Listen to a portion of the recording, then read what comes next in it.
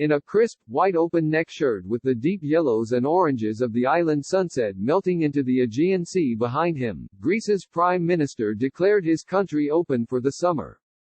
We're ready to extend Greece's legendary hospitality and welcome the world again, Kyriakos Mitsotakis said on Saturday evening during a day trip to Santorini, the picture postcard jewel in the crown of his country's vital tourism industry. We feel we are taking an extremely calculated risk, he said. It's not an option to do nothing. It marked a pivotal moment for Greece in the fight against the coronavirus, and one that other countries will be watching closely. The land of azure waters, islands and breathtaking beaches has had a good crisis compared with rival summer destinations such as Spain and Italy. The government won international praise for its response to COVID-19, locking down its population quickly and keeping deaths to below 200. But if the country has won the pandemic war, it needs to make sure it can monetize that success. With that comes a gamble on tourism, the lifeblood of the economy.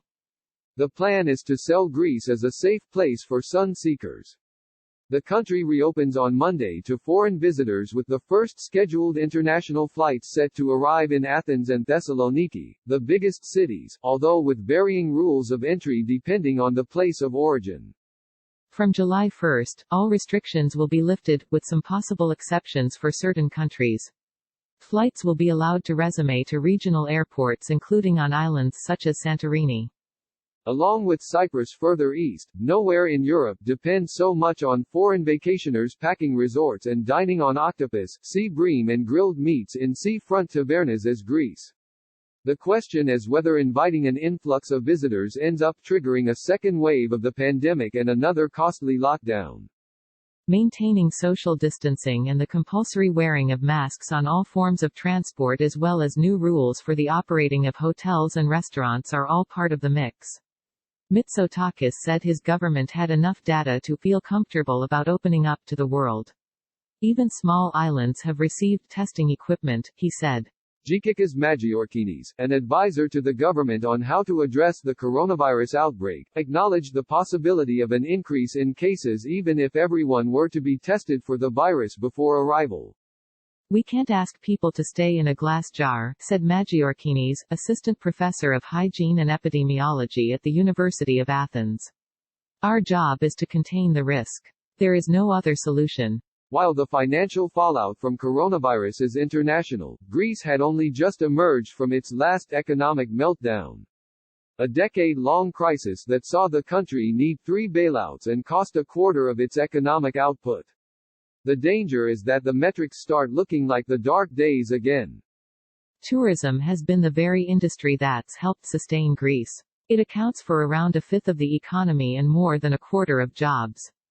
Historically, Britain and Germany are the main tourist source markets. While the government in Berlin implemented widespread testing to contain the pandemic, the UK is the worst-hit country in Europe, with more than 41,000 deaths. Greece said on Friday it will maintain a ban on flights from the UK until June 30.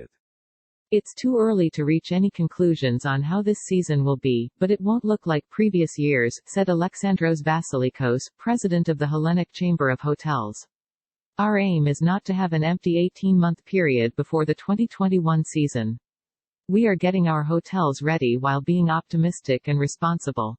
The scale of the downturn is huge. Overall, if there were 100 requests from foreign tourism agencies at this time last year, the number is now no more than a dozen, according to Lysandros Silidis, president of the Federation of Hellenic Associations of Tourist and Travel Agencies. There is a gradual show of interest although at a very low rate from travel organizers and agencies worldwide, said Silidis. The fear of the virus exists and that fear is the big enemy. Demand will pick up after flights to all Greek airports restart on July 1, he said. Mitsotakis arrived in Santorini at a time when the island would normally be heaving with tourists and day trippers arriving from cruise ships. Instead, many hotels were in wait-and-see mode with swimming pools empty. Only a few Greek tourists were eating at tavernas while locals sipped iced coffee as they waited for the first foreign visitors. Their eventual arrival would be some reward for Greece as Mitsotakis, whose approval rating has risen during the pandemic, tries to stop the economy from tipping back into crisis. After Greece reported its first death on March 12, the government closed bars and restaurants within 4 days. A lockdown followed a week later. By contrast, Spain had reported 136 deaths on March 14 when the authorities ordered people to stay at home. Indeed, Greece has been Europe's biggest untold success story during the first stage of the fight, in part because it was so unexpected, according to François Heisbourg, a former official in the French government. Much of the credit goes to Mitsotakis, who understood the threat quickly when he saw what was happening in nearby Italy, locking Greece down even before Rome acted, Heisbourg said. There was also national pride to restore, after the pain and ignominy of the debt crisis. When people are always looking at the Greeks as indebted layabouts, here was a chance to do something really remarkable, and they did, said Heisbourg, who also served on France's Pandemic Preparedness Committee in 2010. Mitsotakis found the right words for the moment. We've faced worse crises than this.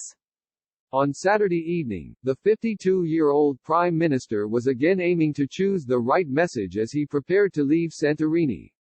He said Greece's aim was to salvage what it could from 2020 and hope for a bumper season next year. A lot will depend on how safe people feel when traveling by plane or car to the country. I'm interested in making Greece the safest destination in Europe, not the first destination, Mitsotakis said. There is no risk-free approach in life and I feel very comfortable that we have a plan. But it's not just up to us. With assistance by Mark Champion and Zoe Schneeweiss.